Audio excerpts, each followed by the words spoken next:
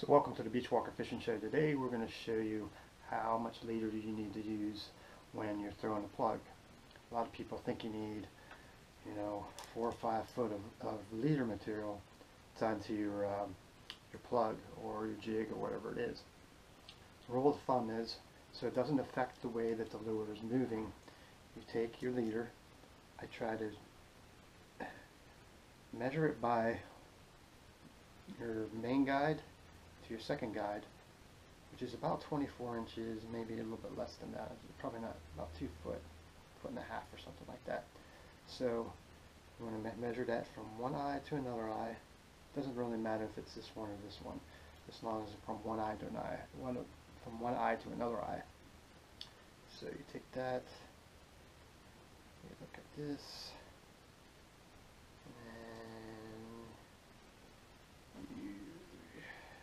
it, measure it, come right here, take clippers or whatever you have available, clip that off. And then what you do, you got about this much leader material. That's for throwing a plug, no matter if it's in the river, on structure, no matter if it's on the beach or whatever. That's all you need right there. Now, you might want to bump it up another foot for tarpon, because when they jump, they land on the leader material. But you don't need 4 foot. There's no way you're going to be able to throw this plug correctly and work it correctly with a 4 foot, 5 foot leader material. Now, if you're live baiting, it's totally different. You can throw that live bait out there. Doesn't matter how big that material is, or if you're offshore and you're trolling, that doesn't matter. But when you're throwing a plug or a soft rubber bait, you don't need 4 foot of leader material. And I don't understand why people put a loop knot on another loop knot. This is what this is for. This is so this O-ring is tied to your lure so it can move freely. Whether you put a loop knot on there is not going to affect how this moves any more freely. You tie directly to the O-ring, take that, make a knot, and tie directly to your lure. It moves perfectly free from anything like that.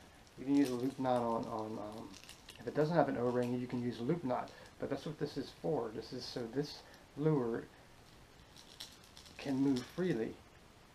Don't tie a loop knot to this. Tie it directly to the O-ring. Leave a little material, leader material. Makes no sense for you to put a loop knot on there. This much material. The snook has a abrasive mouth right here. Let me check it off the wall. So he's got a tarpon.